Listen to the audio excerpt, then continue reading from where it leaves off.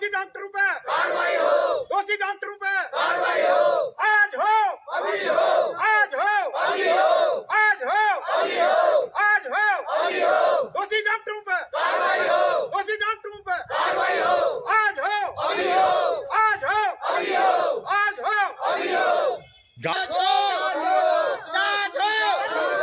दोषियों की जांच हो, दोषियों की जांच हो, दोषियों की जांच हो, दोषियों की जांच हो, आज हो अभी हो, आज हो अभी हो, आज हो अभी हो।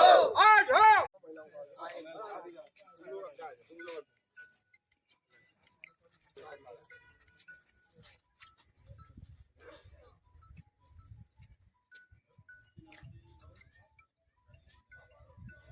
एकता जिंदाबाद, नारी एकता जिंदाबाद, नारी तुम संघर्ष करो हम तुम्हारे साथ हैं, नारी तुम संघर्ष करो हम तुम्हारे साथ हैं, नारी तुम संघर्ष करो हम तुम्हारे साथ हैं। महिला एकता जिंदाबाद, महिला एकता जिंदाबाद, महिला एकता जिंदाबाद।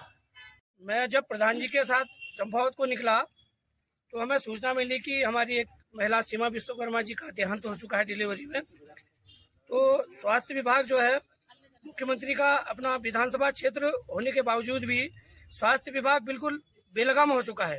और ऐसे कर्मचारियों को मैं तो माननीय मुख्यमंत्री जी से निवेदन करूंगा, इन्हें तत्काल सेवा से इनकी सेवा समाप्त कर देनी चाहिए।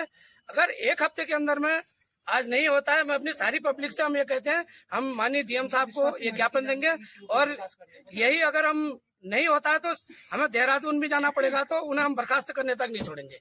यही हमारी मांग रहेगी। पत्रकार महोदय, जो व्यवस्था डिस्ट्रिक्ट चंपावत में अस्पताल की है उस व्यवस्था में घोर लापरवाही कहूंगा, जबकि एक मानवता के नाते जो डॉक्टर्स हैं उनको भगवान का दर्जा दिया गया है। तो 2:30 बजे रात मोर्चरी में रखने के बाद अगर 2 बजे तक वो पोस्टमार्टम के लिए नहीं आते हैं, सीएमओ साहब के रिकमेंडेशन के बाद भी वो नहीं आते हैं, उसके बाद वो लिख में दे देते हैं कि हम पोस्टमार्टम नहीं करेंगे, तो ऐसी स्थिति में मानवता की एक जो मिसाल है उसको उन डॉक्टरों ने उस मिसाल को ही खत्म कर दिया है। और इसी जनता देखिए, 32 साल की एक महिला जब इस संसार को छोड़कर जा रही है तो बड़ा दुख का विषय है। लोग रो रो कर बेहाल हैं, जबकि हमारी परंपरा के अनुसार सूर्य जब छिप जाते हैं तो उसके बाद दाह संस्कार नहीं होता है। चिंता का विषय तो ये रहा। बड़ी मुश्किल से सीएमओ साहब और धन्यवाद देते हैं, उनके साथ एक सहपाठी और हैं, और चंपावत में ही एक पंत जी हैं इंस्पेक्टर पंजी की मदद से हमें रात के 2:30 बजे गाड़ी अवेलेबल कराई गई, जबकि ये कार्य अस्पताल का होना चाहिए था।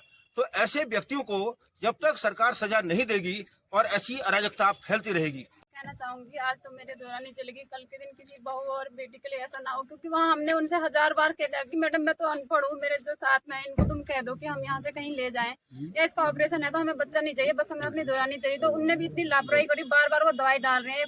प्रेग्नेंट महिला मतलब पहली बार उसका बच्चा हो रहा है, वो बार बार हाथ डाल के दवाई डाल रही है, कह रही है दर्द बढ़ेगा दर्द बढ़ेगा। 2 दिन में कितना दर्द बढ़ता है। तो हमने लास्ट बार भी कहा कि आधी रात को हम कहीं नहीं जाए, हमको अपना व्यवस्था भी चाहिए, कहीं बाहर ले जाने के लिए टाइम भी चाहिए। तो मैम फिर भी बता दीजिए, वो मुझसे कह रही है कि आप इतना ज्यादा मत बोलो, आप डॉक्टर है या हम हैं, मतलब हम डॉक्टर होते तो महिला को वहाँ ले जाते, क्यों हमसे वो इतना कह देते कि हमसे नहीं हो पाएगा, तो हम उसमें ही अपनी महिला को जहाँ ले जाते, हम पे आज जो होता हम अपने पे निर्भर करते। पर लेकिन ऐसा होने के बावजूद भी वो महिलाएं इधर उधर भाग रही हैं। उल्टा दोपहर में एक केस वापस गया था। अब मैं ये जानती नहीं, मुझे क्या पता कि ऐसा होगा करके, नहीं तो मैं उनका नंबर ले ली थी। 2 लड़के आए थे, अपनी एक महिला को लाए थे गर्भवती, वो अपना केस वापस ले गए उन मैम से लड़के। तो ऐसे डॉक्टर के खिलाफ तो क्या चाहिए, पहले या तो हॉस्पिटल पहले तो बंद होना चाहिए, उसके बाद तो ऐसे डॉक्टर को चुन के निकलना चाहिए, वहाँ से चुन के निकालना चाहिए। व्यवस्था हमको ये नहीं लगे कि चंपावत में कोई हॉस्पिटल है, हम कहीं बाहर जाएंगे, जहाँ हमारा जाने का सिस्टम हम वहाँ जाएंगे, जहाँ तक हम जा पाएंगे वहाँ जाएंगे। वो हमसे ये कह दे कि हमसे नहीं हो पा रहा है, वो हमसे कह देते कि हमसे नहीं हो पा रहा है, हम जहाँ हमें जहाँ से ले जाते हम वहाँ ले जाता है। हमको ये पछतावा नहीं रहता कि हम अपनी दौरानी को 2 दिन हमारा काम ने हमसे कुछ भी नहीं हो पाया।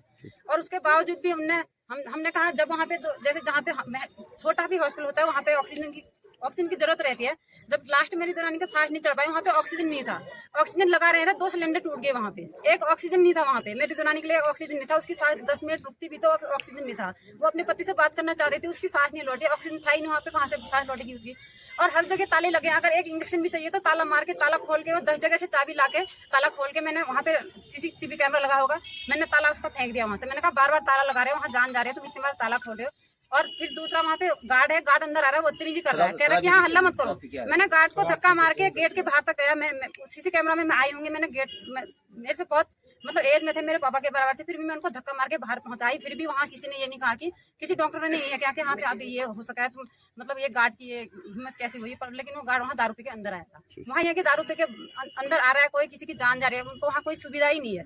बस मैं कह रही कि मेरी दौरान तो नहीं बची, केवल के दिन किसी की बहू और किसी बेटी के लिए ऐसा ना हो, या तो हॉस्पिटल बंद हो, यहाँ अगर खुला है तो किसी की जान बचाने के लिए हो। डॉक्टर हमारे लिए भगवान होते हैं, वो भगवान के रूप में रहे। जिंदाबाद। शासन के जिस तरह से यहाँ पर रवैया चल रहा है वो बहुत ही गलत था, क्योंकि पूरे 8:30 बजे शाम को जैसे ही महिला की मृत्यु हो चुकी थी, उसके उपरांत 2:30 बजे रात जो है तो मोर्चरी में रखा गया। उसके उपरांत जैसे ही पूरे चंपावत में हमारे ग्राम सभा पाटन पार्टी की सारी जनता वहां पर बैठी हुई थी, उसके उपरांत भी डॉक्टरों का ऐसा रवैया था कि कोई भी डॉक्टर पोस्टमार्टम के लिए तैयार नहीं हुआ। लास्ट में कई बार हमारी उनसे आग्रह करने के बावजूद भी डॉक्टर लोग आने को तैयार नहीं रहे, जिसके उपरांत हमें माननीय मुख्य चिकित्सा अधिकारी के पास जाना पड़ा। उसके उपरांत मुख्यमंत्री जी का क्षेत्र होते हुए भी वहां पर कोई भी सरकारी तंत्र पर कोई लगाम नहीं है, क्योंकि किसी भी नेता के या किसी को भी हमने कई बार फोन लगाने के बावजूद भी हमारी वार्ता को किसी ने नहीं सुना। और आज हमें बड़े दुख के साथ सूचित करना पड़ रहा है कि भाई जिस हिसाब से माननीय मुख्यमंत्री जी का क्षेत्र है और उस हिसाब से हमें उन सुविधाओं का लाभ नहीं मिल पाया हमारी जनता को, तो ये बड़ी घोर लापरवाही है। मैं इस अपेक्षा में अपने इन सारे डॉक्टरों का विरोध करना चाहूंगा कि जिस हिसाब से हमारी इस गरीब जनता का अगर उन्होंने शोषण किया है, तो मुझे इस बात पर बड़ा रोष प्रकट हो रहा था। और मैंने भी माननीय मुख्य चिकित्सा अधिकारी महोदय को आग्रह के उपरांत उसको अपने ग्राम सभा पाटन की जनता को समझाया बुझाया, और तब ये काम हमारा सॉल्व हो पाया था, जबकि मुख्य चिकित्सा अधिकारी ने खुद उसको पोस्टमार्टम किया है। धन्यवाद।